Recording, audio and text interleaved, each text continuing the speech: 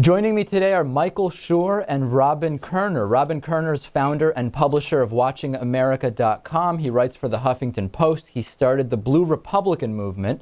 Michael Shure, of course, is political correspondent for the Young Turks on Current TV. He also hosts 2012 on the Young Turks network. Great to see both of you guys. I think the place to start today is to establish some context. Robin, last time you were on the show, you made the case that progressives and moderates should be supporting Ron Paul.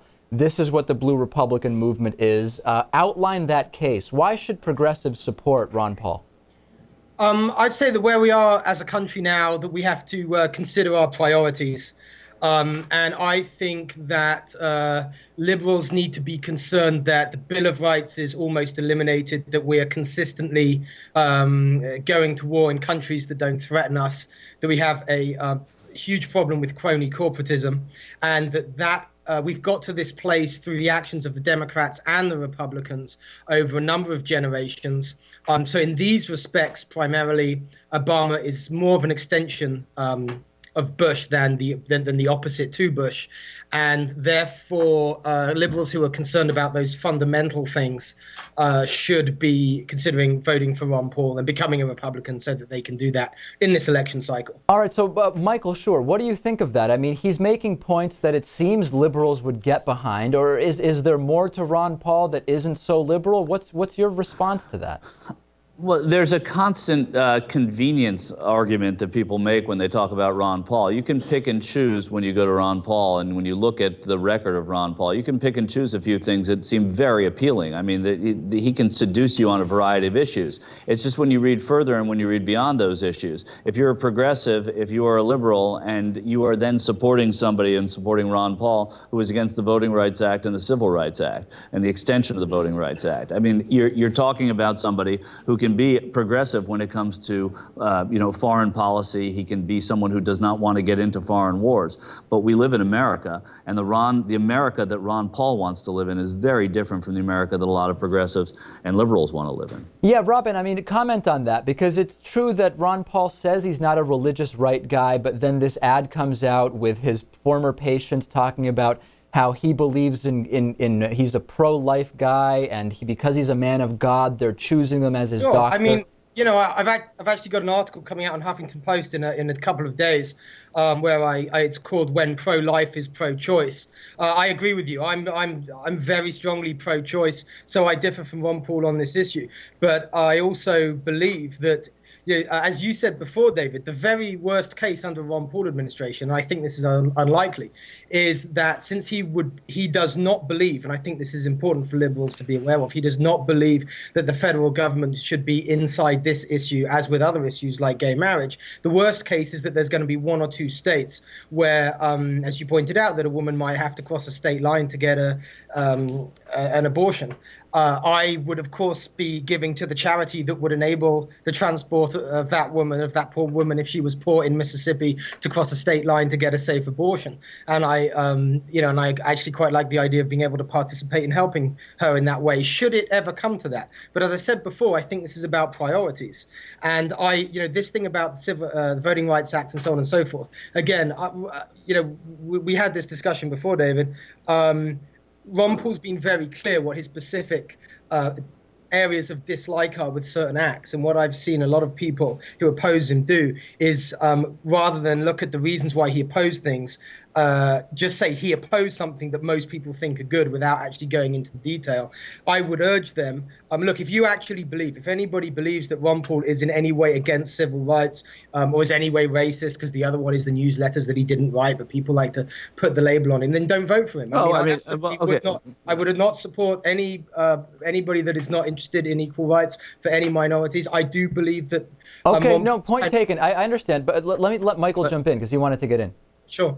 Yeah, just a couple of things on what Robin's saying, and truthfully on what a lot of people who support Ron Paul are saying. If you're talking about a woman's right to choose, and even if that's not the biggest issue on your voting agenda, and what, the picture that Robin's painting, I agree with Robin. I don't think it's going to get to that. But if it were, and yes, you would support somebody going, of a charity that drove people from across the Mississippi border into Louisiana, let's say, where they could have an abortion, that is regressive. That is not progressive. And the thesis thesis of David's questions is why would a progressive, why would a liberal want to support this guy? Well, that's exactly the question, Michael. I agree with you. And the answer is because we get a Bill of Rights back, we undo a crony corporatist system, and we stop killing hundreds of thousands of innocent people in foreign war. If you balance those things, I will take the progress over the regress.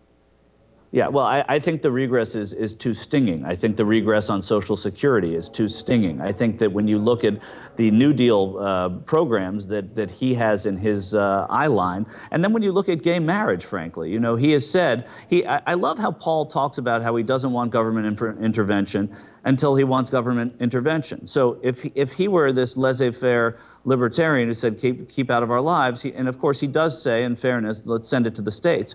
But generally, as a belief, he thinks marriage is between a man and a woman. Again, we're asked about progressive versus regressive. We're asked about progressive and liberal, and I don't see that in an across-the-board way. I don't see why someone would, Robin, go in that direction and say, I'm going to be a Republican so that I can vote for Ron Paul. I mean, I would, frankly, if I were a Republican, not vote for Ron Paul, but I wouldn't be a Republican, so that's a silly argument. Sure, I understand that. Well, again, I think what I'm experiencing in this conversation, what I've got from other discussions I've had with my friends on the left, is that we're kind of going back to these social war issues that were so divisive under the right, gay marriage and abortion, and I think that now this is not the election for those issues. Again, I am very pro-gay marriage, and I just to be clear, I'm a libertarian in that if any two people want to make a committed relationship and call it marriage or call it anything they want, so they should. And if other people don't like it, I guess they don't have to go around calling what these other people have done marriage.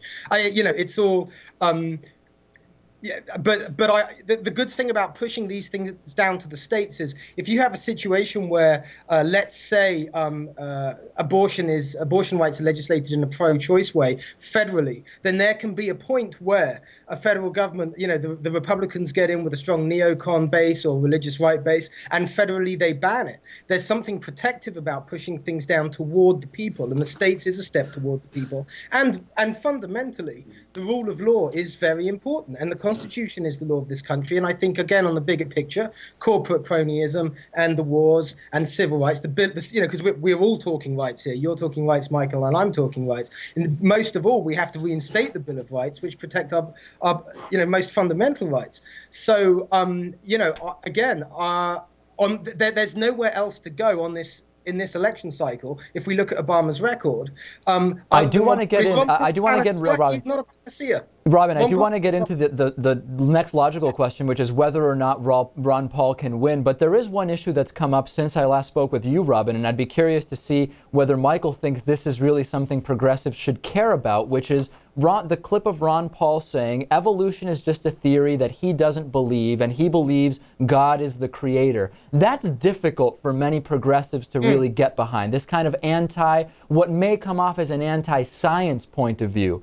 First to Michael on whether progressives should care about that, and then I want to hear what Robin thinks.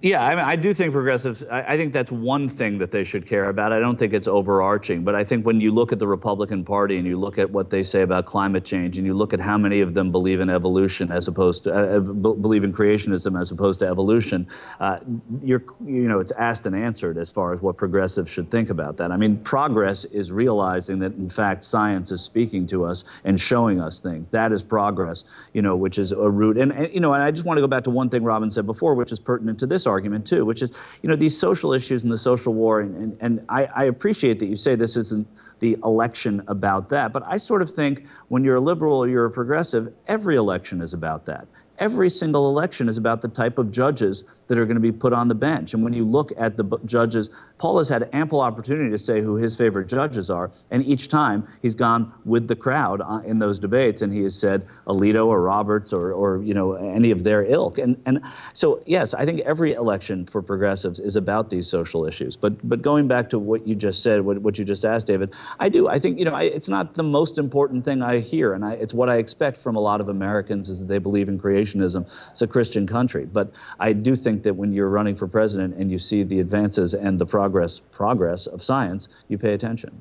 Well, as a trained scientist myself, I mean, I agree. You know, I studied physics. That's my background. I agree, Michael. I think with everything you've said, pretty much, right there, and probably on this interview.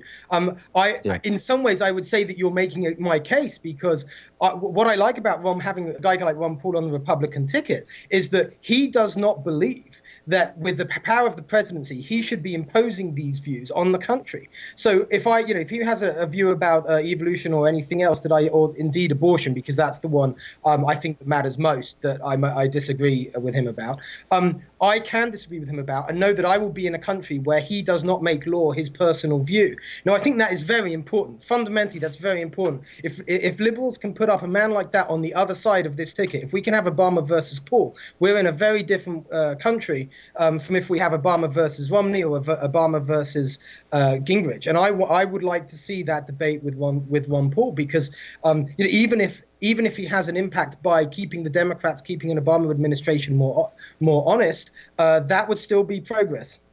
Real quick, last thing on this. Ron Paul, 2nd in New Hampshire, 3rd in Nevada and Iowa, 4th in South Carolina and Florida.